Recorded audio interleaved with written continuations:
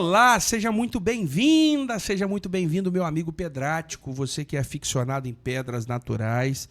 Para nós é uma honra muito grande a gente estar recebendo você aqui, para estar falando com a gente, para estar trazendo a sua audiência, a sua atenção para o conteúdo que a gente está produzindo aqui, cada dia mais e mais.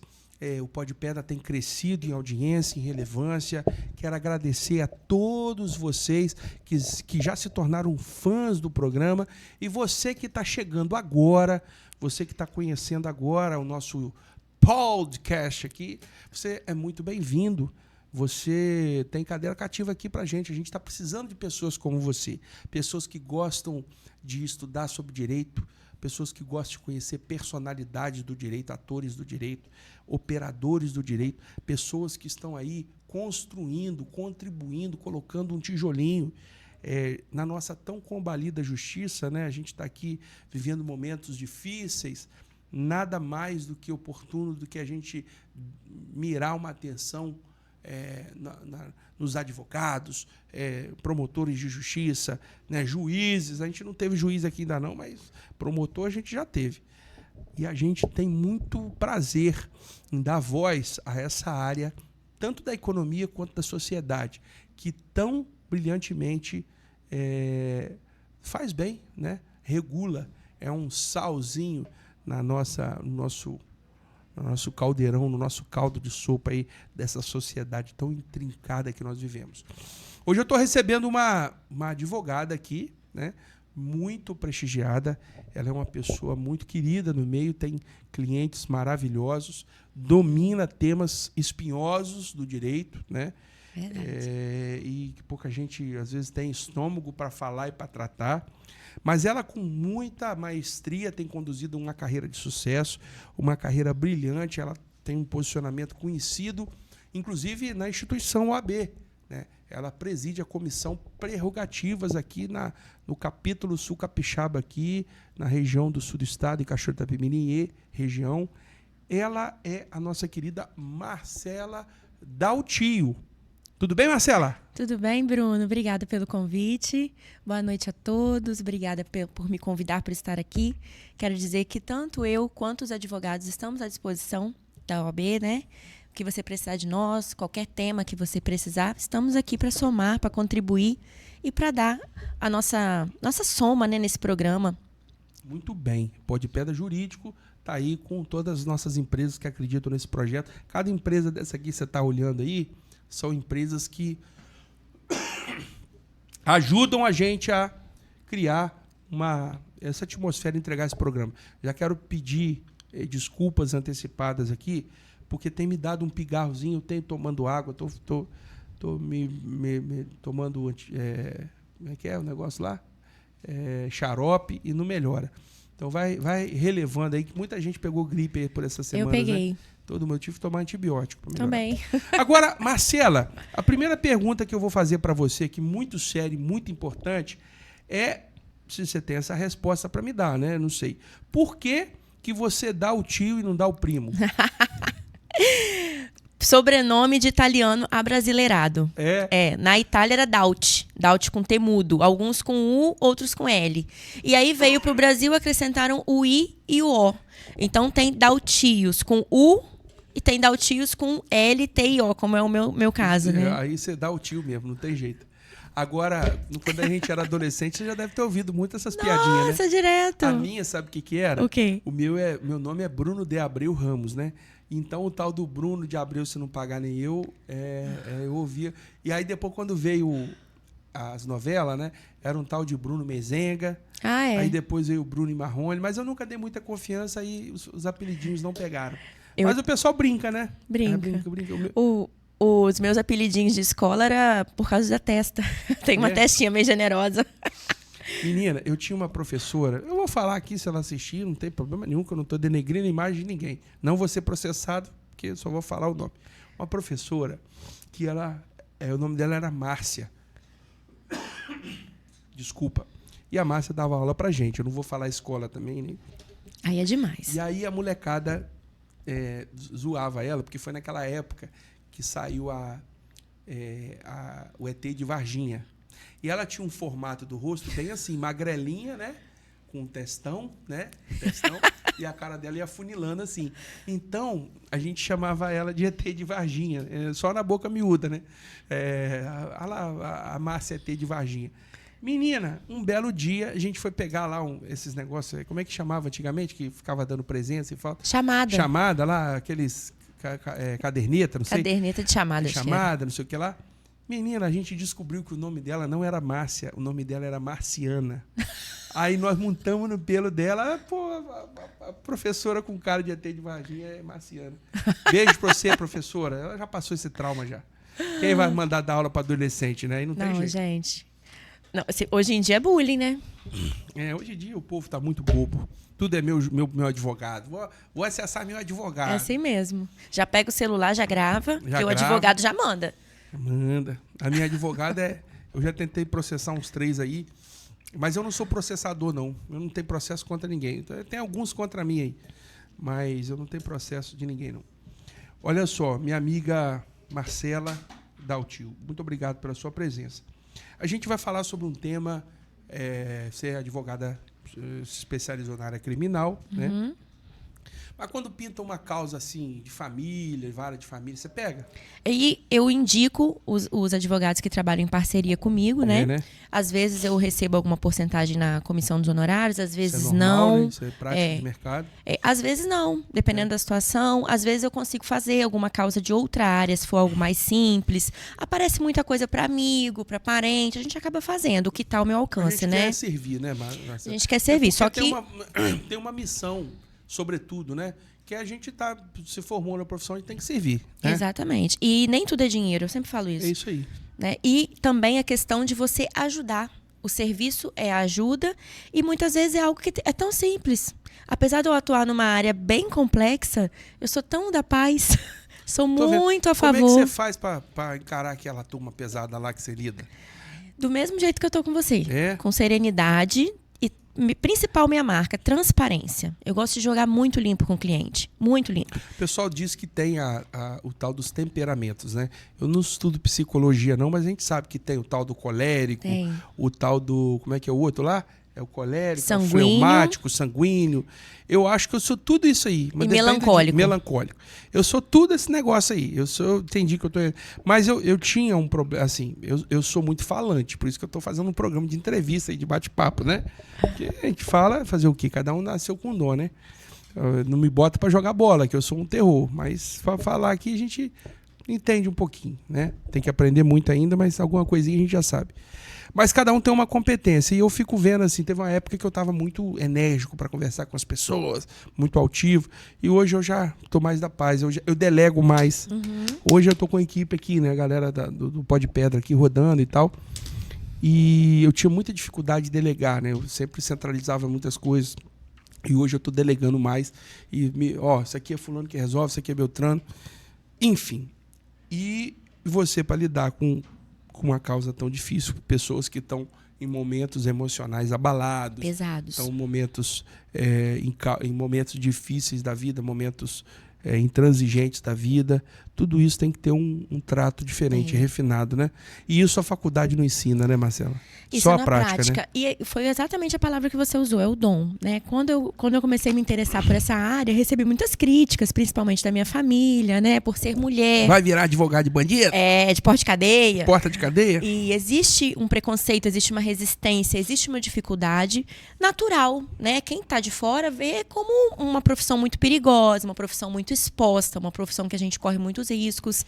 Mas na prática não é bem assim. Até hoje, graças a Deus, nunca tive problemas, nunca sofri nenhuma ameaça, porque eu adotei essa postura de jogar limpo. 9 anos de profissão? 9 anos. Adotei a postura de ser transparente e sincera.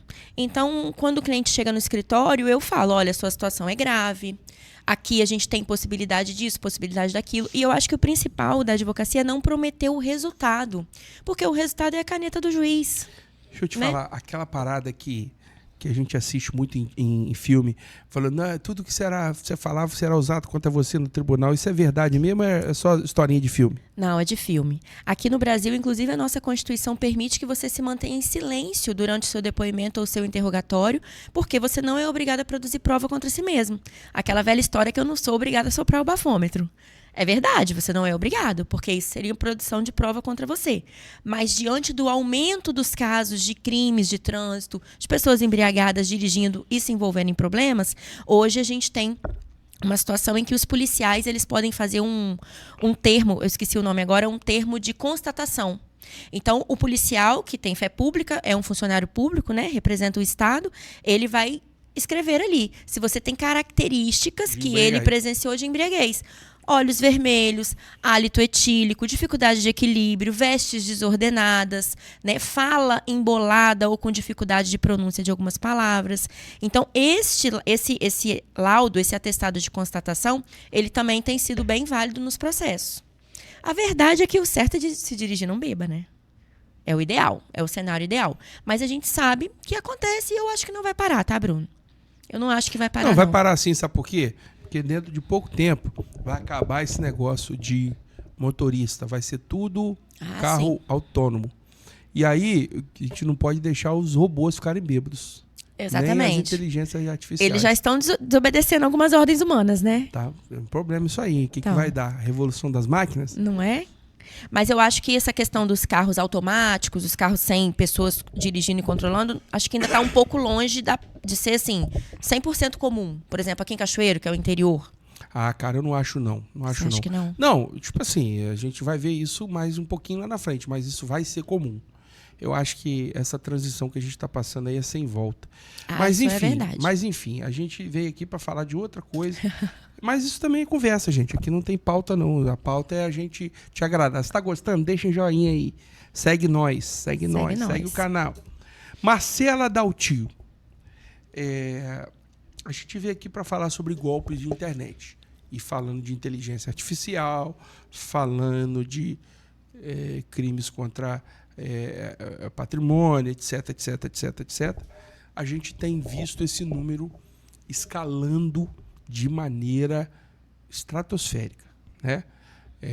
Invasões, sequestro de informação. De contas. Esses dias uma transportadora aí, que eu não vou citar o nome, ficou com 2, 3 semanas a minha carga lá parada, porque derrubaram o sistema, sequestraram o sistema e exigiram resgate de milhões. Liberar, de milhões. Então isso nos aflige muito, os crimes cibernéticos.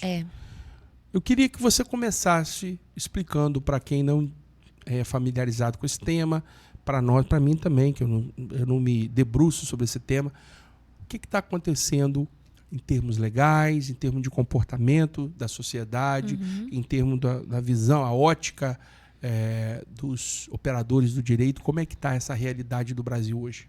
Então, existem os crimes cibernéticos, né, que são aqueles que são cometidos essencialmente dentro da internet. Por exemplo, cyberbullying. Você vai cometer um bullying dentro do cenário da internet, dentro de um cenário digital.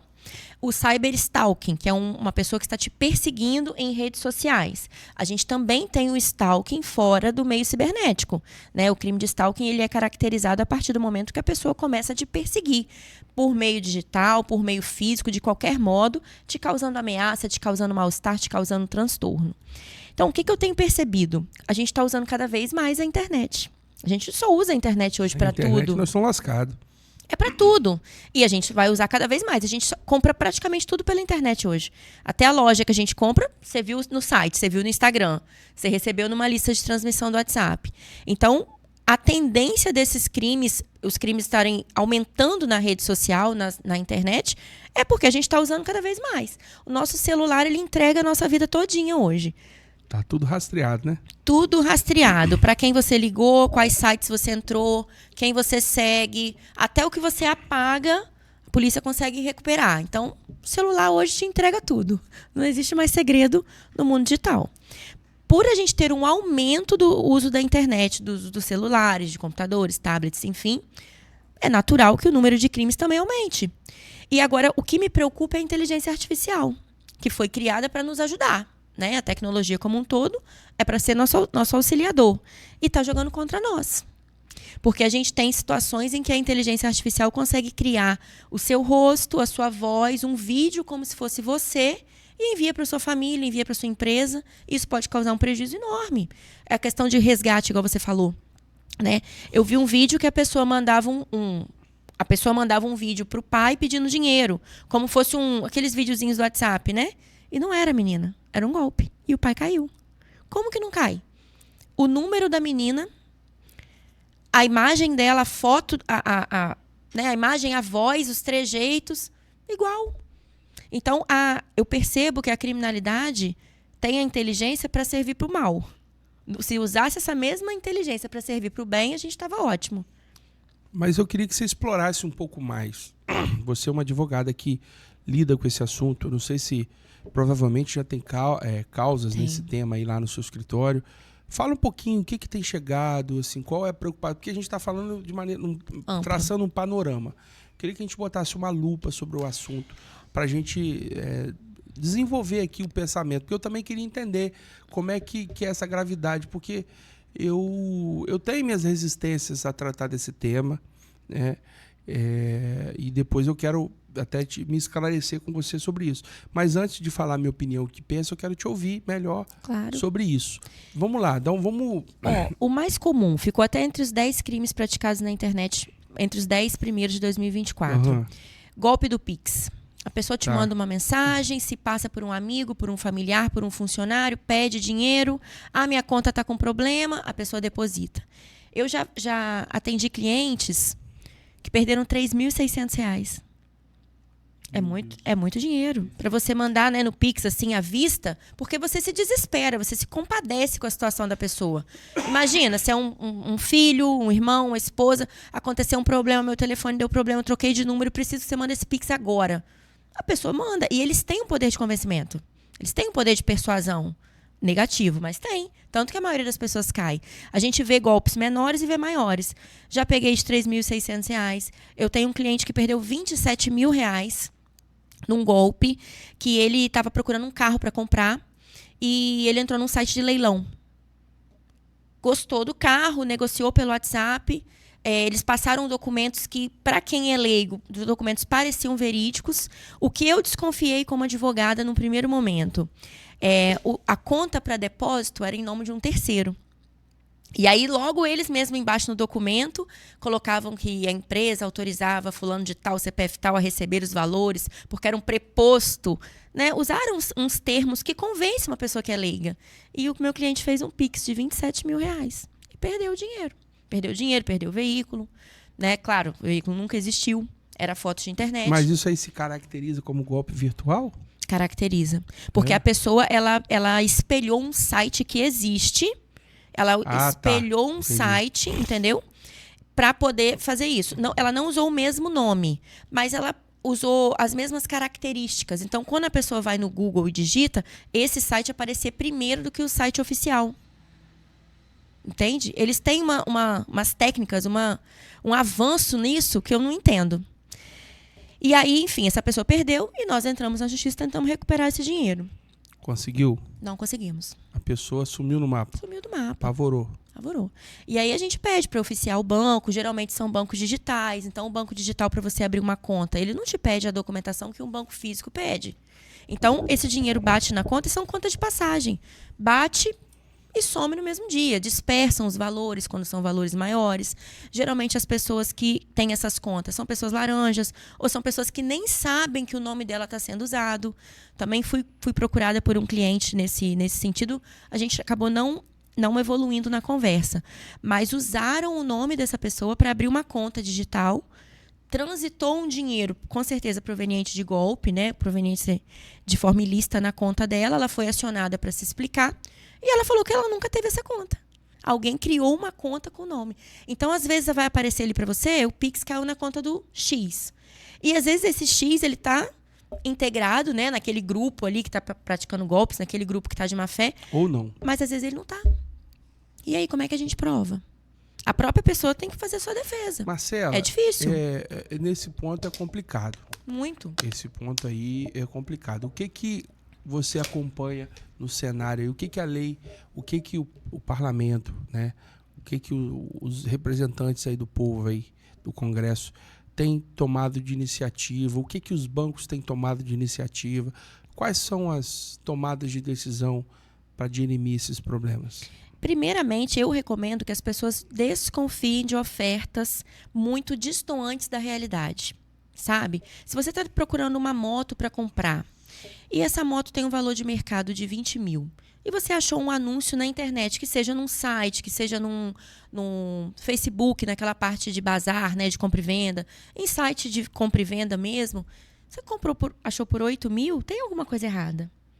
Que seja documento, que seja a próprio veículo ser proveniente de algo ilícito, receptação, de roubo, de desmanche, enfim, de clonagem.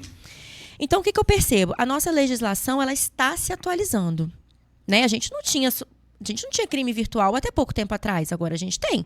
Crimes virtuais que eu digo praticados no ambiente de internet.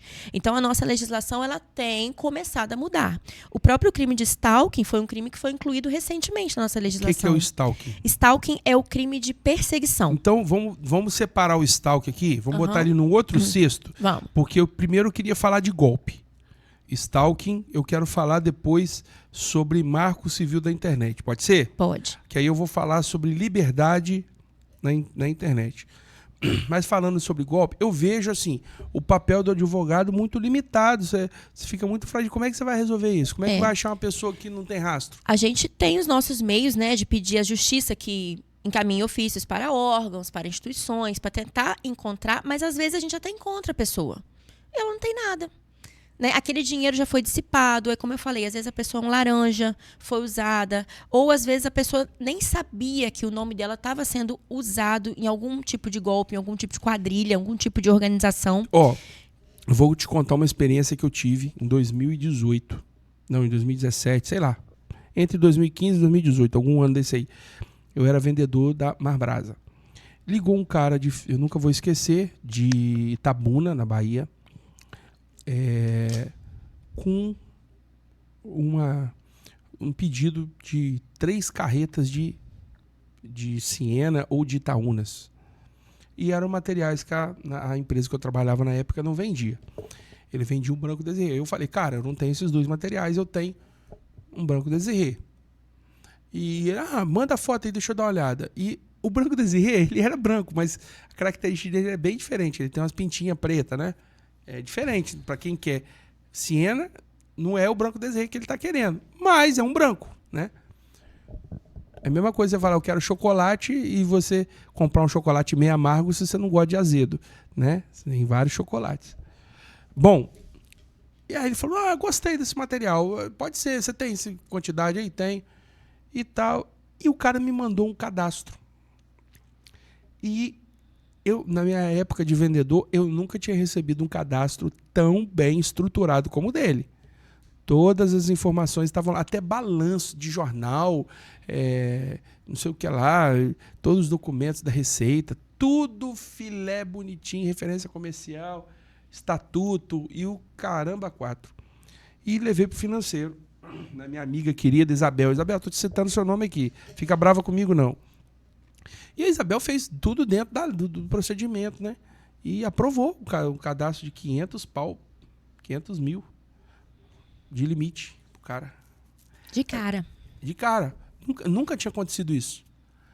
Ela fez todas as conferências legais, tudo certo. E a Marbrasa é uma das empresas mais corretas que eu conheço. Eu estive lá dentro, trabalhei lá quase 4 anos.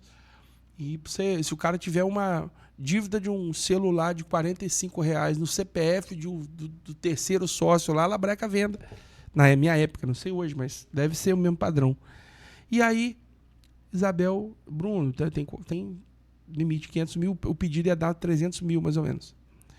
E, cara, vendedor quer vender, né? Na época eu fiquei feliz pra caramba, mas eu não fiquei confortável. Eu sabia que... Eu sentia. Não, eu sentia, porque, assim... O cara trocou material para outro, o cara estava entusiasmado, aí eu comecei a conversar com o cara para testar ele mesmo e tal.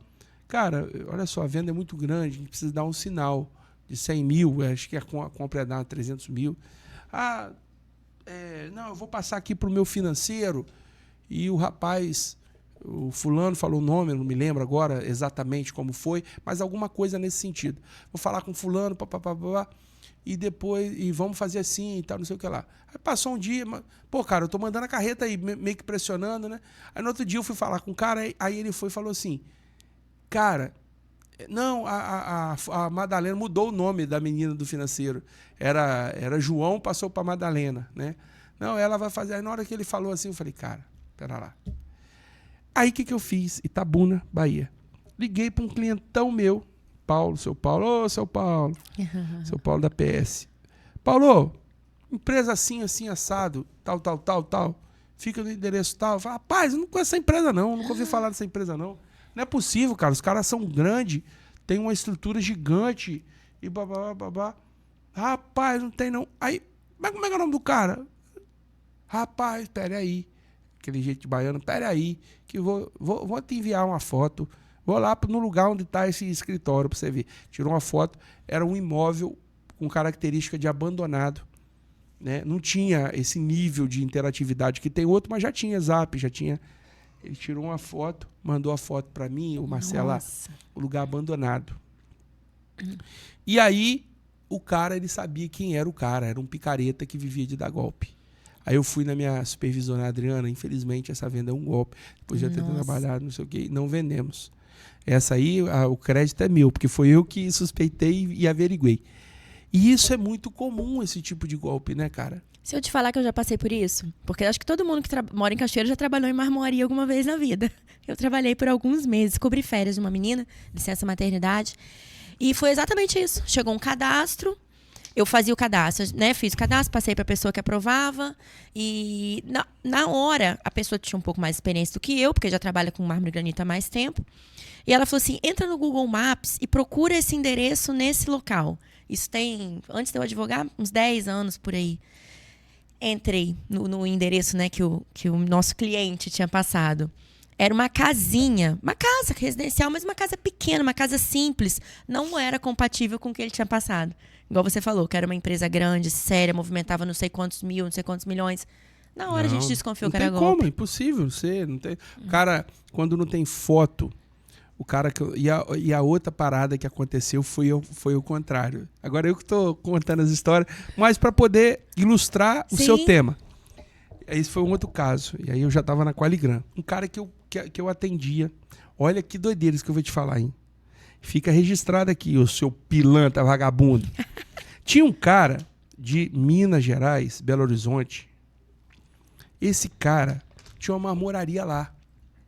Boa marmoraria do cara. Pra você ter ideia, ela era tão antiga que não era CNPJ, era CGC antigamente, não é isso? Era. Número até um pouco menor. Cadastro Geral de Empresas, sei lá, de companhias. Era CGC. Era CGC. Aí... Eu peguei a época do CGC. Isso, era dos anos... Você não é tão velho assim não, menina? Não, mas eu peguei. Pegou? Peguei, pô. Pois é.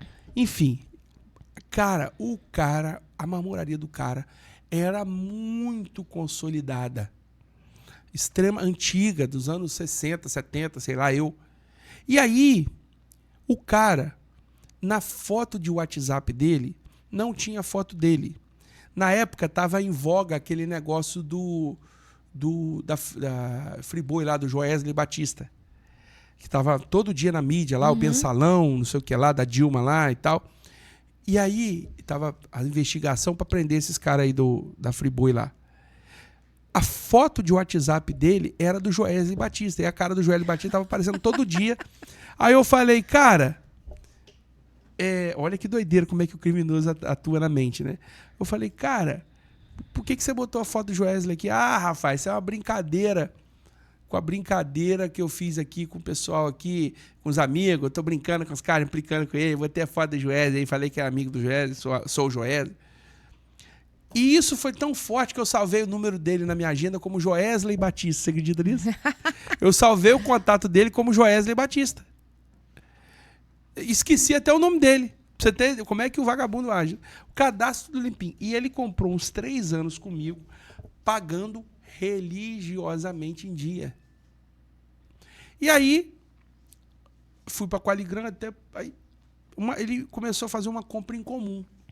Eu achei estranho aquela compra que ele estava fazendo, mas o cara tinha um lastro de credibilidade comigo De 3 tantos anos, né? O cara começou a pedir 3 chapas de marrom, não sei o quê. Mas eu sei que o pedido dele, ele sempre comprava de 15 a 20 mil. Dessa vez deu de 30 a 40, mais ou menos. E foi o último caminhão a ser carregado antes da virada de ano. Então, você sabe que o setor para dia 25, né? Dia 15, geralmente dia 18. para uns 15 dias, né? 15 a 20 dias. Né? Algumas empresas esticam mais, outras menos. Algumas param dia 15 de dezembro, volta 15 de janeiro. Outras param 15 de janeiro, volta dia 2, dia 3. E dessa vez voltou tipo dia 10. Eu não lembro exatamente o dia. Sei que quando a gente voltou, começou a dar o prazo de vencer os boletos do cara. O cara carregou justamente no período do recesso. Minha amiga, o cara não paga e não atende telefone. É uma moraria do cara altamente conhecida. Mandei o caminhoneiro ir lá, estava vazia. O cara deu o golpe no... E ó, E sumiu. Ouvi, alguém comentou comigo, até uma menina da Bramagran tomou esse... O dela foi pior, o dela foi 90 mil. Ele deu de carcada lá. Dizem que ele foi pro Chile, ele pegou, vendeu tudo e vazou e deu um golpe aí. Mas nunca mais ouvi falar desse cara, não sei nem o nome dele mais. E me relacionei com ele. Joesley Batista. Joesley Batista, né? Aí eu vou lá no Joesley cobrar, de repente foi ele mesmo, né? Não sei. Vai saber. Mas então, minha querida, para você ter uma ideia, isso no setor é muito afligido por isso. O mercado é muito afligido por isso. Muito afligido. Aí você está falando do que aconteceu com você, depois eu vou voltar lá no Código Penal, mas aconteceu com você uma situação, aconteceu também onde eu trabalhava, porque pela expertise que você tinha, você desconfiou. Você teve essa maldade. E o que eu percebo hoje, até com os meus Primeira clientes... vez eu tive, a segunda não. Tomei na tarraqueta. Mas a segunda, qualquer um ia cair. Depois de 3 anos, o cara comprando, pagando direitinho, qualquer pessoa ia cair. O que acontece, que eu até falo para os meus clientes, você tinha que ter percebido, tinha que ter tido mais maldade. Né? Como assim que você comprou uma moto sem documento? Você não pediu para ver o documento? Aí ele me mandou a foto. Um documento que não é aquele documento oficial do Detran. Não é, é um papel que colocaram um símbolo lá como se fosse um documento oficial do veículo. Então, assim, o primeiro filtro para a gente evitar golpe somos nós. É a gente prestar atenção no valor do que você está comprando, seja um celular, seja uma moto, seja um carro, seja um terreno. Qual é o valor de mercado? Qual o valor que a pessoa está te oferecendo? E fazer as perguntas, né? Se você está comprando uma moto ou um carro, cadê o documento desse veículo? Tem que ter o documento para você também fazer uma busca da placa, do Renavan, né? Então, você tem que filtrar. A pessoa tem que fazer perguntas. Já aconteceu uma situação também com um cliente meu que ele estava comprando um veículo pela internet, mas esse percebeu a tempo. E aí, ele me perguntou. E foi num dia que eu estava muito corrida, assim, não dava para parar, para atender telefone. Eu mandei um áudio. Falei, olha, você está comprando uma moto? Pede a placa, pede o Renavan, pede foto do veículo, várias fotos, né? Inclusive do painel, para você ver quantos mil rodado que tá essa moto. Aí a pessoa começou a falar que não podia mandar a foto do painel, que a placa era tal, mas que o documento estava... Começou a dar desculpas que, para quem é leigo, caía. Porque, como você falou, eles têm o poder de persuasão.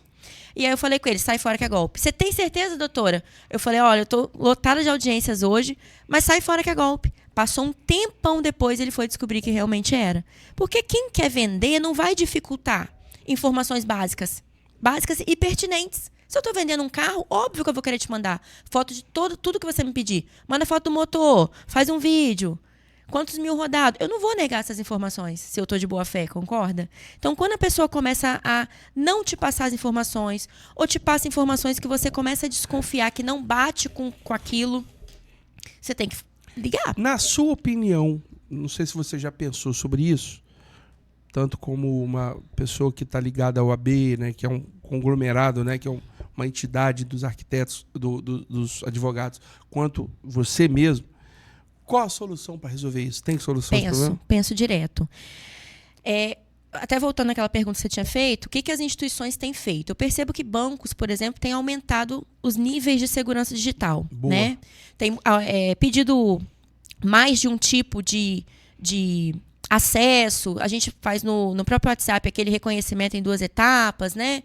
PIN, não sei o que, não sei o que. Então, eu percebo que as instituições, elas vêm tentando, instituições que eu digo assim, banco, WhatsApp, Instagram, eles vêm tentando aumentar a segurança dentro do que eles podem. No que compete a nós, é difícil. Porque a gente vive numa correria, todo mundo. Então, chega às vezes um e-mail, eu quase caí uma vez, chegou um e-mail como fosse do banco, né? E aí vem o símbolo, os dizeres, a assinatura embaixo com a logomarca do banco. Você quase que clica no link para não sei o que, não sei o que. A sorte é que eu vi o arroba. Peguei o arroba ali, desconfiei e pesquei. Mas se eu estivesse num dia mais distraído, talvez eu também tivesse caído. Então, assim, eu acho que tem solução. Acho que é difícil e não sei se a gente consegue essa solução logo. Porque, já percebeu? A gente descobre um golpe, eles inventam outro. Descobre um golpe, eles inventam outro. Então, é por isso que a minha resistência, o assunto ele é muito incômodo, polêmico, né, revoltante, a gente se revolta a falar sobre essas coisas. Mas eu sou do pensamento, cara, que assim, independente da tecnologia e do modus operandi do tempo, esses golpistas sempre estiveram aí, né? Por exemplo, o Goebbels, sabe quem é Goebbels? Não. O Goebbels é o cara que é considerado o pai, né, entre aspas, da estratégia de comunicação reversa aí, utilizada pelo exército alemão. A guerra de informação, né? O Goebbels tocou uma guerra da Alemanha durante 4, 5 anos, com base em fomentar mentiras, propaganda enganosa. Fake news. Eu te recomendo você assistir uns documentários. Tem hoje, tanto no YouTube quanto no Netflix. Tem lá a Segunda Guerra Mundial. Tira um dia, eu sou apaixonado em assunto da Segunda Guerra, da Primeira Guerra. De vez em quando eu revejo e vejo de novo. Tem tanta gente, Marcela. O Goebbels lá, o Goebbels, não sei a pronúncia certa, Goebbels. Ele era o ministro da comunicação do Hitler. Aquele abençoado lá. Pra não falar outra coisa, né? E aí ele forjava, mentia sobre os cenários da guerra, porque na época não tinha o just in time hoje, né? Então ele mentia sobre a guerra, sobre as notícias da guerra e disseminava isso. E por conta dessa estratégia de falsa comunicação, de falar que estamos ganhando quando eles estavam perdendo, que o inimigo fez tal coisa, por isso, enfim, eles conseguiram sustentar uma guerra. Então, isso também é uma forma de engano, né? Claro. Para o próprio tempo. Eu acho que os enganadores, os bandidos e os ladrões, os malfeitores, eles sempre estiveram por aí. Eu não vejo... Como você acabou de falar, a gente resolve um problema, vem uma tecnologia maior. Eu não vejo solução para isso, não. É difícil. É ter um bom advogado e ter uma inteligência. Eu acho que o problema nosso de golpe, eu vou falar o que é, minha opinião. O problema do golpe está no conhecimento das pessoas, na inteligência das pessoas. Porque é o seguinte, eu sou amplamente, totalmente, radicalmente contra a cerceamento de qualquer forma de você falar, né? De você se expressar. E aí, o que acontece? Sobre fake news, por exemplo, que tem a ver com crime virtual também. Na verdade, o fake news ele é uma guerra de propaganda. Ele é uma guerra de comunicação. Uhum. Até uma estratégia de comunicação. É uma estratégia. Na verdade, quem chama a comunicação da internet de fake news é justamente quem detinha o monopólio da informação, que eram os grandes veículos de comunicação de massa. Uhum. Então, quantas vezes eles pregaram mentira, não tinha ninguém para dizer que era... Não tinha ninguém para contestar e nem provar. Você nunca ouvia o outro lado da moeda. Então, nesse sentido, a bronca deles é com isso. Eu acho que o maior antídoto contra a desinformação, contra o fake news, é o seguinte: eu não caio em fake news. Como que eu vou cair em fake news? Chegou lá, Bolsonaro deu um tapa na careca do Lula, né? Não é isso, é coisas piores, é reputação e tal. A primeira coisa que eu faço, eu vou no Google, dou um Google, eu vou nos 3, 4 jornais. Confiáveis, né? Confiáveis. Para mim, eles são os desconfiáveis, mas eu olho a versão deles. Por exemplo, agora está em voga lá a votação do Mauro Cid, lá no Supremo. Eu olhei, recebi na internet as falas do Mauro Cid se pronunciando e falando. A headline da Globo.com lá do jornal era de que Mauro Cid, todas as que eu vi na internet, é justamente o Mauro Cid negando que houve um movimento de golpe. Uhum. E a headline dizendo assim, Mauro Cid confirma os movimentos de golpe. Eu tô dando um depoimento, essa fala é minha, tá? Sim. Eu não sou idiota. Eu entendi o que está acontecendo. Porque você tem conhecimento. Tenho conhecimento. E inteligência. E aí eu também fico pé da vida com o pessoal de grupo de direita, as famosas tias do Zap, porque circula, eu fico pé da vida quando o pessoal de direita lá, eu não sou radical, tá? Pra nada. Eu sou radical no meu pensamento. Agora, eu não sigo o movimento de manada. Eu fico pé da vida quando o pessoal também fica jogando mentiras também, fake news, entre aspas, do bem, né? Uhum. Ah, vai prender Lula, vai prender não sei quem. Assim, aquelas coisas altamente mirabolantes, né? Impossíveis, coisas que não faz sentido nenhum, e aquilo é veiculado como verdade. Não é isso? Você concorda, doutor? Eu estou falando bobagem aqui. Concordo plenamente. Também não sou do efeito manada, tenho minha opinião sobre muitas coisas. Às vezes deixo de dar minha opinião, porque politicamente evitar conflito, né? Profissionalmente também tem coisas que a gente tem que guardar pra gente. Mas eu penso como você. E eu concordo com tudo que você está falando. Se você pegou uma informação que você desconfia que ela não é verdadeira, você viu em outro lugar que é diferente, vai numa terceira fonte, numa quarta fonte. É isso que eu faço. É tão fácil dar um Google, gente. E geralmente quando eu vou, Marcela, eu não vou para... Eu confio no Globo.com. Claro que não. Nem eu. Tá? Não é que eu confio. Só que eu tô vendo como eles estão narrando a história. É a narrativa que conta. Isso aí. Não é o que é a verdade. A verdade é relativa? Não. Mas a verdade tem dois lados? Não. Só que o cerne da verdade é você compactuar o que está se falando com os fatos. Isso aí. E você tirar suas conclusões. Então, vou te falar um negócio. Fui altamente... Hoje, na época, eu era mais militante, assim. Eu nunca fui militante doideirão, não. Eu militava o meu pensamento, sempre fui assim. Eu nunca me engajei em grupo de fulano, para ficar balançando bandeirinha. Eu já fui movimentos, tenho minha opinião, mas eu militava a minha opinião. E eu sempre fui contra ao negócio lá do uso de máscara, por exemplo. Isso é uma convicção minha, por uma questão lógica. Eu entendia, na minha lógica, no meu pensamento, poxa, se tem um remédio que não vai gerar efeito colateral, dano cerebral nem nada nenhum. E ele está sendo ventilado como um possível resguardo, né, atenuante de um problema mortal. Por que não? Por que não? Mas a ciência não comprovou, mas também não descomprovou naquele momento. Né, que é a tal da... Não vou ficar falando o nome para não derrubar o vídeo, que tem isso também. Uhum.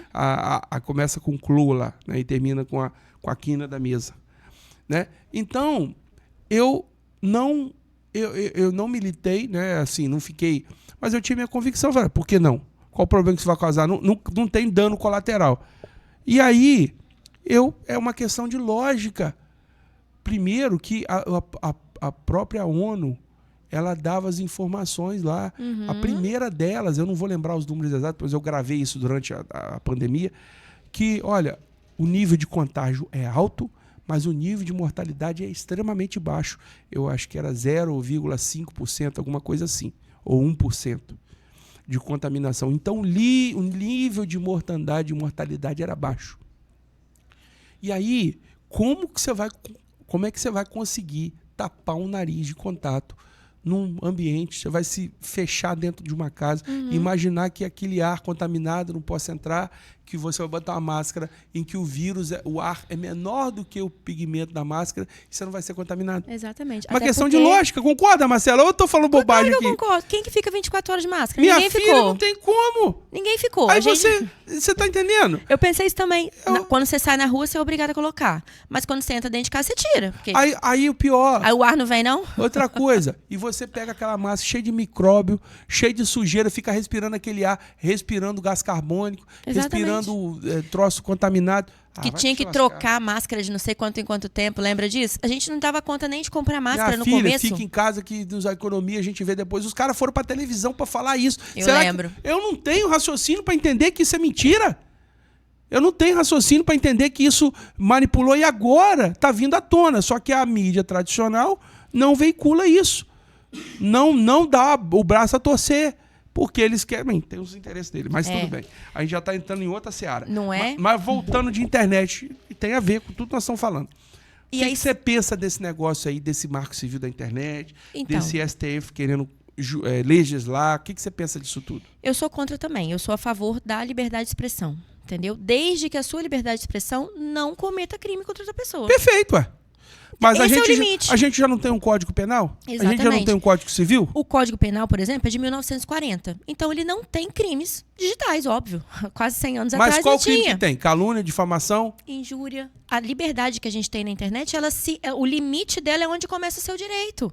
Eu não posso chegar na internet hoje e divulgar uma foto do fulano, foi ele que roubou Beltrano, foi ele que roubou tal loja. Mas aí se eu fiz isso, aí como é que é? Aí entra em ação a justiça. É. E aí, como é que funciona? Se a pessoa for culpada, você diz? Mas aí ela foi culpada em que momento? Porque a pessoa culpada pela lei é depois do trânsito em julgado. Da sentença penal condenatória transitada em julgado. Tá, eu fiz uma difamação lá, falei que fulano é bandido, sem fulano ser. Tá lá na internet, o vídeo tá postado lá. Isso. Não eu, tá, gente? É um eu hipotético. O fulano vai pegar o seu vídeo, que é uma prova, e Isso. vai processar você. Pronto. Criminalmente. E aí a justiça vai entender se você realmente é culpado, sabe? Se aquele vídeo é verídico, se teve edição, qual que foi seu dolo, o que você queria com aquilo. Se você estava dentro de uma situação hipotética, eu tô imaginando, tá? Então, mas é exatamente isso. Eu acredito que o Código Penal, o Código Civil, não sei qual código desses dois aí, sei que está lá registrado, que você caluniar... Código Penal. É o Código Penal. Até anotei aqui, ó. Calúnia, injúria e difamação. Pronto, qual que é o artigo? Tá aí? Tá aqui. Artigo 138 é calúnia quando você imputa alguém falsamente um fato criminoso. Fulano roubou, ele não roubou. Você caluniou, né? Difamação, quando você fala coisas sobre a reputação da pessoa. Igual você falou, fulano é vagabundo. Você está difamando. E a injúria, quando você ofende a honra da pessoa. Entende? É o quê? A honra, por exemplo, fulana trai o marido. Você está ofendendo a honra. Perfeito. Entendeu? Então, injúria, calúnia e difamação. Isso aí. E já está no Código Penal. já está no Código. Isso já é crime. Pronto. Entendeu? Então, mas você foi para a internet, tem que tirar o vídeo da aí internet. são outros 500. São outros 500. Porque aí, o que a lei traz é que se você fizer esses crimes na presença de muitas pessoas, de uma maneira pública, ele tem uma causa de aumento de pena. Exato. Então, a gente entende que a internet, hoje, ela dá jus a essa causa de aumento de pena. Ótimo. Que seja processado e punido. Outra coisa, Isso do mesmo aí. jeito que o cara tem o direito de te difamar, você tem o direito de se defender. Olha, fulano tá dizendo que eu sou isso, eu estou gravando meu vídeo na minha rede social aqui, eu sou uma pessoa pública, ele está difamando, eu não fiz as coisas que ele disse que eu cometi e estou processando esse cara por calúnia e difamação e ponto final. Isso. Mas vai ficar o vídeo lá, você fez o seu conta-prova, na hora que a justiça der aí reparação... ele pode pedir para remover o vídeo, entendeu? Pedir, a pessoa pode pedir. Se o juiz vai dar, aí são outros 500. E aí você também vai ter o seu direito de defesa. Eu vou te falar uma parada para você. Eu tô assim, nós estamos vivendo uma velocidade, Marcela, não sei se você concorda comigo. As coisas não têm mais o peso que se tinha antigamente, você concorda? No sentido do seguinte, cara, jornal vive de manchete, vive de coisa nova. Aí fala, fulano traiu o marido, né? Ninguém lembra disso mais no outro dia. Esse negócio, eu fiquei com a reputação queimada. É lógico, eu não estou aqui defendendo o crime, pelo amor de Deus, eu sou contra isso. Eu acho assim, se o cara se queimar na cidade, na sociedade, com o tal do cancelamento, como é que você vai processar um cancelamento? Não tem como. Mas precisa regular, como? Tem muitos meios de você fazer isso hoje, ou no Instagram, no Facebook, no YouTube, no Zap, ou no telefone, no SMS. É isso aí. Até porque, né, naquele exemplo que a gente deu, se você falou mal de uma pessoa, a pessoa te processou, o acusado, o réu daquela ação penal, daquele processo, ele também tem um direito de defesa. Perfeito. Ele tem o contraditório e a ampla defesa. Então Senhor ele juiz, vai... aqui, ó, eu tô chamando o cara de vagabundo. Por causa disso.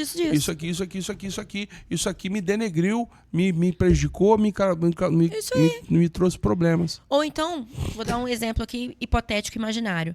Eu não chamei ele, eu estava dando um exemplo eu acabei falando dele, mas não foi diretamente pra ele.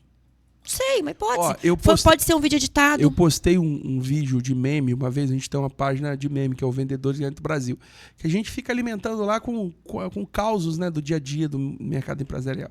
Aí um dia teve um meme que eu vi lá, de um cara falando do episódio, que eu não vou citar o nome do artista aqui, para esse cara não encher meu saco de novo, de um artista bem famosão aí, indo num programa de um cara bem famosão aí. E aí, cara, uma brincadeira. E aí eu fui depois pesquisar e vi que esse artista XYZ aí, ele foi processado pelo cara, na época era TV, né? E isso já passou, o cara ganhou, parece que ganhou e tal. E inclusive o artista ela estava falando disso. Aí eu peguei esse cara que rodou na internet inteira. Daqui a pouco uma pessoa veio, né? Uma pessoa com perfil comum. Como é que eu faço para falar com o dono da página? Pode passar o telefone? Eu, sem maldade nenhuma, sem não ter rabo preso com ninguém, passei meu próprio número. Aí o cara me chamou no Zap, me mandou uma notificação extrajudicial pedindo para eu tirar o vídeo porque estava denegrindo a imagem do cliente dele. Eu olhei aquilo, pensei, repensei, falei, cara, não tô ganhando nada com isso, né? É uma brincadeira. Problema nenhum, meu irmão. Só te peço o seguinte, confirme por e-mail que o assunto tá zerado. Aí ele respondeu, confirmou. Tudo certo. Tirei meme. Vou fazer o quê? Vou comprar briga por causa de meme? Eu, hein? A gente tem que escolher as guerras que a gente quer lutar, né, Marcela? Exatamente. Você entrou num ponto aí que eu até queria falar mesmo. Existem situações que o cliente passa que não vale a pena. Entendeu? Não vale a pena. Você vai processar o seu vizinho de porta porque ele falou que você é feio? Vale a pena? Sabe? O desgaste do advogado, o custo do advogado, o desgaste de um processo, o desgaste de quem você está fazendo. Então, nem tudo o que acontece, embora seja crime, as pessoas levam à frente, porque tem que avaliar isso também. Vale a pena. Às vezes é um desgaste que você vai ter, e é sério o que eu estou falando, de chamar de feio, bobo, sabe? Vale a pena entrar na justiça por causa disso? As pessoas estão muito reativas hoje em dia, está muito difícil. Nós estamos vivendo uma problematização de tudo, né? As pessoas não... O cara... Meu irmão, eu sou do pensamento seguinte, o cara te chamou... Eu teve uma época que... Apelido em mim nunca pegou, Marcelo. Eu te falei isso no início aqui, né? Eu nunca pegou, porque eu teve uma época... Na pré-adolescência ali, com 8, 9, 10, eu dei uma engordadinha, né? E depois emagreci. Fiquei magrelo até pouco tempo atrás, engordei de novo. Relaxamento. Vou voltar. Vocês vão ver o projeto Bruno Fitness aí em breve. Aí. Menina, e aí... Nunca deixei pegar apelido. Nunca, o cara, não sei o quê, gordinho. Ô, seu otário, ô, seu cabeça de piroca, seu cabeça de bambu. É isso aí. Rapaz, aí hoje em dia... Eu vi esses dias um cara... Até tem uns memes, né? Eu não sou machista não, Marcelo, mas eu sou uma coisa parecida com machista. Ai, meu Deus. Eu não sei o nome disso não, mas não é machista não. Eu acho o seguinte, que um homem, eu falei isso num programa aí, depois o pessoal vai ver que eu repeti essa mesma defesa aqui. Eu acho o seguinte, o problema do mundo não são os homens machistas, o problema do mundo são os homens frouxos, porque os homens frouxos que deixaram essa porcaria chegar no ponto que chegou, de declínio moral, de declínio pessoal, do cara não ser um provedor, do familiar, do cara não ser um gestor, do cara não ser um cara de posição. E isso que maltrata o mundo. E nessa brincadeira, aí tem o pessoal brinca, às vezes tem os memes, né? Jogador de futebol dos anos 2000 que foi campeão da Copa, né? Aí os caras... Raiz e Nutella, né? Raiz e Nutella. Aí o Raiz vai lá e não sei o quê. Eu não sou a favor disso, vocês sabem, já falei por diversas vezes minha forma de pensar, minha fé aqui e tal. O cara vai pra cervejinha, o cara vai sair com mulher e vai não sei o que lá e é campeão do mundo. Hoje o cara pinta a unha, faz um corte de cabelo, spa, não sei o quê, antes de jogar. Spa, não sei o que lá, não pode falar tal coisa, não pode se posicionar. Eu falei até um dia, gente, uma hora dessa eu vou ser preso, porque eu me posiciono. A última fronteira que você tem na liberdade é a forma de se expressar. É verdade. Eu trabalho com expressão, isso aqui eu não vou provocar, eu acho idiotice você falar coisas impensadas, infundadas e aleatórias, coisas levianas. Sabedoria.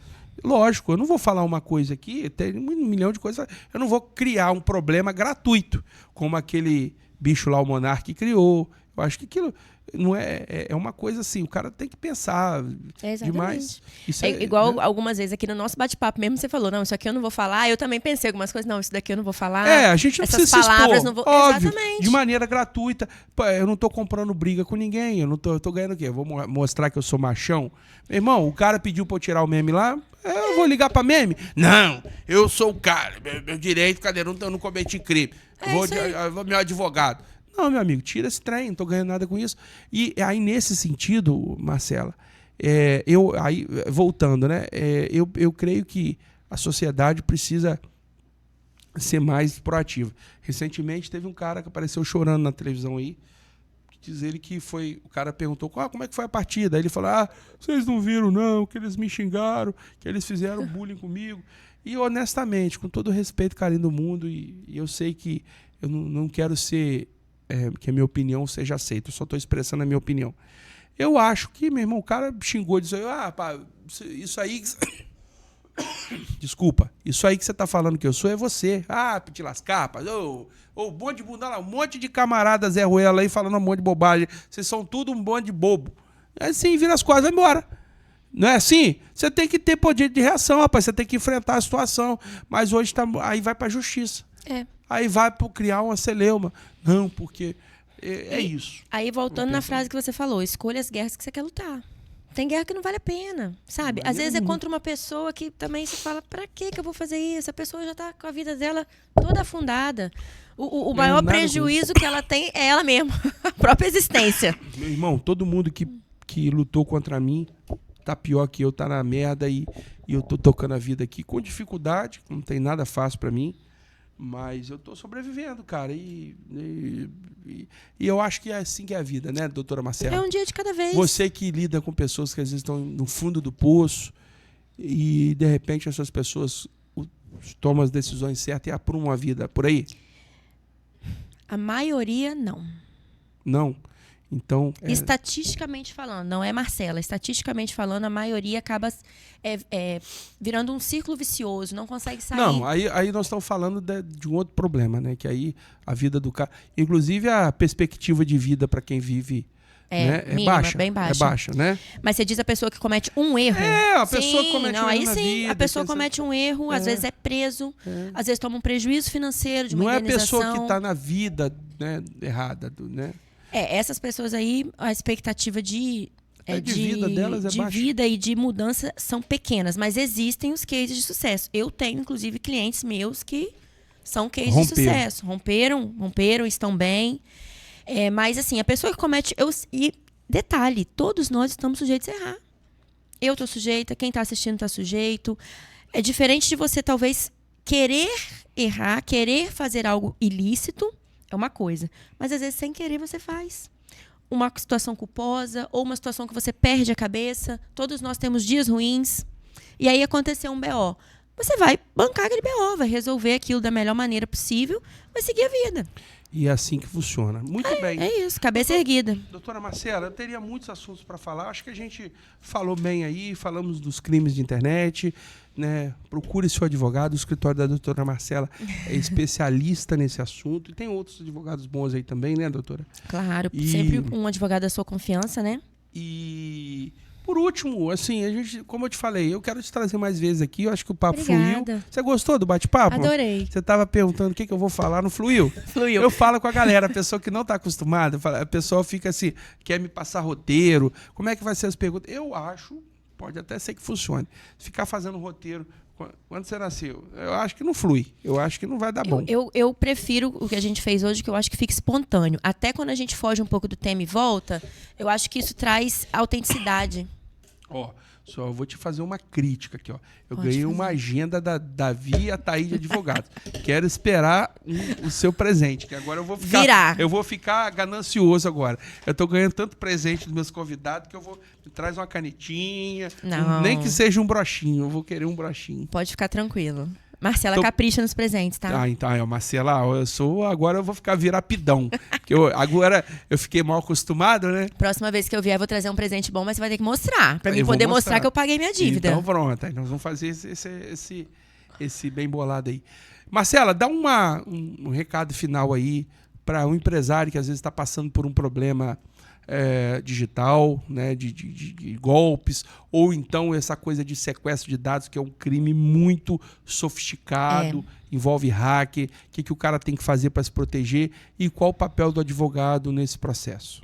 Eu fui vítima, inclusive, de um crime de sequestro de dados por o hacker da Nigéria, você acredita? Tudo que eu consegui descobrir, enfim, corri atrás, lutei meses, mas depois eu desgastei tanto que eu mesma cansei. Então, o que é meu recado? Quando for adquirir bens na internet, celular, carro, moto, qualquer coisa, pergunte tudo, desconfie se a pessoa não te fornecer dados elementares, dados essenciais. Recolheu esses dados, faça a conferência, confira se aquela placa daquele veículo, se aquele veículo está ativo, se não é veículo de leilão, se não é veículo que já foi baixado, enfim. Segundo, contas digitais, contas de internet, sites, e-mails. Isso aí é com o TI, fazer a proteção de dados. Faça toda a proteção de dados que você puder. Invista nisso, porque às vezes é um investimento que você vai fazer para não ter uma dor de cabeça lá na frente. Imagina, como você falou, essa transportadora, 15 dias sem site. Prejuízo dela, tem como calcular? Não tem. Então, às vezes, deixou de fazer, não estou falando que é o caso, deixou de fazer um investimento que, num primeiro momento, pode até ser alto, mas para proteção, para segurança. Então, o evita TI... transtornos. Evita. Né? Eu sou muito processo, porque deve ter pipocado processo nesse negócio. Muito. Eu sou da advocacia preventiva. O que o advogado pode fazer? Se o golpe já aconteceu, procure o advogado. A gente precisa redigir um boletim de ocorrência, registrar, que é um documento público, é um documento oficial. Ali a gente vai colocar os dados que a gente tem. Conforme for, nós vamos oficiar a polícia na delegacia de crimes, se for especializado ou não. Vamos oficiar o Ministério Público ou vamos entrar com uma ação conforme o crime, conforme a situação, com os elementos que a gente tem. Foi vítima de algum golpe do Pix, por exemplo, print de tudo. Guarda as telas. Guarde os comprovantes que você passou, o número de CPF, a chave Pix, acione o banco imediatamente. É importante não deixar passar muito tempo, sabe, Bruno? Às vezes a pessoa vai acionar o banco 3, 4 dias depois. E eu sei que os bancos eles têm também alguns mecanismos para ajudar a vítima, mas isso tem que ser feito de forma imediata, de forma rápida. Então, não espera passar muito tempo. Procure sempre um advogado da sua confiança, né? Se esse advogado não puder fazer a ação para você, ele vai te indicar alguém que seja da confiança dele, que seja alguém em quem você tenha respaldo, em quem você tenha a sua confiança, a técnica, né? A segurança jurídica. Então, a gente precisa ficar esperto cada vez mais. Infelizmente, isso é lamentável que a tecnologia também se vire contra nós, mas é atenção, conhecimento e sabedoria. Agora, para a gente não deixar passar, eu destaquei o crime lá do stalk. Eu queria que a gente falasse, porque é o seguinte, esses homens que eu falei, os homens mole aí, o cara não tem culhão mais para chegar na mulher e dar levar no bico, vai para a internet e ficar de namorico aí com perfil fake. É crime também. Faz namoro com não sei o que. Esse dia tava vendo na reportagem, o cara casou 350 pau numa bicha novinha. 350 pau na bicha novinha. Menor de 14? Não, maiorzinha. Você sabia que ela tava fazendo a danada. E o cara foi dando, né? Não, vou tá aí, vou te beijar, manda 200, manda 20, manda 30, manda 10. E aí a reportagem mostrou isso tudo lá, até o cara apareceu lá. O cara tinha que ter um pouco de consciência, meu amigo. Você não tem condição, né? É muita areia pro seu caminhão. não faz sentido. Mas a conta não fecha. A internet ilude. Aí o cara caiu no golpe lá e morreu na grana aí, tá lascado com esse trem. A menina tá pra lá. E o stalk... É o crime de perseguição. Isso é complicado. Muito. Tanto ele acontece no meio físico, aqui, entre nós, né? Quanto no meio de rede social. Teve, recentemente, uma reportagem, acho que foi segunda-feira, de uma pessoa de outro estado que ela foi condenada a 10 anos de prisão crime de stalking, outros crimes Eu também. vi também isso aí. Foram 1.500 ligações, 1.500 mensagens em um Doideira, né? dia e 300 ligações em um dia para a mesma pessoa. E foi uma mulher que fez. E ela foi condenada. Tô sabendo Então, desse aí, um doutor, cara médico, né? cara médico, isso. Então, assim, ele provou, né? Não tive acesso ao processo, mas ele teve os meios dele de prova que a justiça entendeu que ela precisava ser penalizada. Então, isso é grave. Imagina, 10 anos a pessoa vai presa, regime fechado. Pesado. E o que seria isso no ambiente virtual? A pessoa que entra no seu perfil, faz fake para entrar no seu perfil de rede social. WhatsApp, você bloqueia, ela pega outro número. Você bloqueia, ela vem com outro número. Te liga insistentemente, mensagens... Te constrange, te pressiona, né? Fica ali no seu pé. Então, isso caracteriza o stalking. E aqui no nosso meio, é literalmente uma perseguição. É uma pessoa que você sai de serviço, ela te segue, ela passa na frente da sua casa 30 vezes por dia. Diz com juro credo, hein? Tem até uma série também na Netflix. Você assistiu essa? Não, eu quase não vejo série. Ah, mas tem que assistir. Essa é muito boa. Qual que é essa? Essa é a... Eu vou ver, vou lembrar e vou te mandar. Mas ganhou até prêmio. É Nani? Acho que é Nani, se eu não me engano é Nani. Eu vou te mandar. Me manda. Mas, então, assim, esse crime é um crime comum. A gente pensa que não, é comum. Ah, comum. Fala sério. Comum. Tá esquisito Sabe esse negócio por quê? assim? Porque, olha só, sim, eu mesma já representei contra algumas pessoas por bom, stalking. achei que você tinha sofrido isso. Eu falou, não. Mas também tá com urucubá, hein, ô, doutora? Pelo amor de Deus. Deus me livre. Não, não, isso né? daí não. Nunca fui casada, vítima. doutora? Não. Não? Cuidado, hein, com esses malucos aí. Mas hoje em dia, Eles têm que ter cuidado comigo. Tem que ter cuidado com você, né? Mas, na verdade, esses homens estão muito frouxos. Na verdade, o stalking, a gente tem esses exemplos que são os mais extremos, né? Mas se você tem uma pessoa que você bloqueou o número, aí ela já te mandou mensagem de 3, 4 números diferentes, já pode caracterizar o stalking. Cara, essa desestruturação familiar aí, eu fico muito pena do tal da alienação parental dos caras. Eu fico muito triste. Eu não estou defendendo, não. O cara que está errado também. É um homem frouxo que não cuidou da mulher e perdeu o casamento, ou perdeu ou não teve responsabilidade para botar filho no mundo. Mas eu fico muito triste. Tem muita coisa que... Enfim. É muito triste, assim. Eu tenho muita ligação com criança, né? Uma desestrutura que vai virando um efeito dominó. Um efeito dominó, né? E a criança cresce no mundo desarranjado. Mas eu quero te trazer aqui mais vezes para a gente falar também das prerrogativas. Não vou introduzir esse assunto agora, porque nosso tempo já está se esgotando aqui. Mas eu quero te dizer, doutora, que o bate-papo foi legal. Obrigada. Você gostou? Adorei. Interessante. Foi legal em duplo sentido. Foi bacana, foi gostoso de conversar e foi legal porque nós falamos de lei. Falamos de lei. E a gente tem aberto esse espaço para dar voz ao advogado, para dar voz ao operador do direito.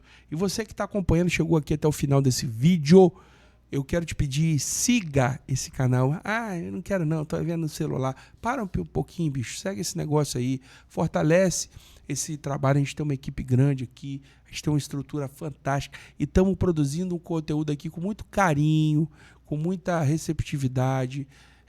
A gente tem um espaço aqui amplo de outras frentes de trabalho que a gente exerce aqui também. E para nós é uma honra plena e completa receber vocês aqui. Tá bom? Isso aí. Então, doutora, eu quero agradecer. Né? Fica aqui o convite para voltar mais vezes. Obrigado pelo seu tempo, por abrir um espaço na sua agenda para estar falando conosco.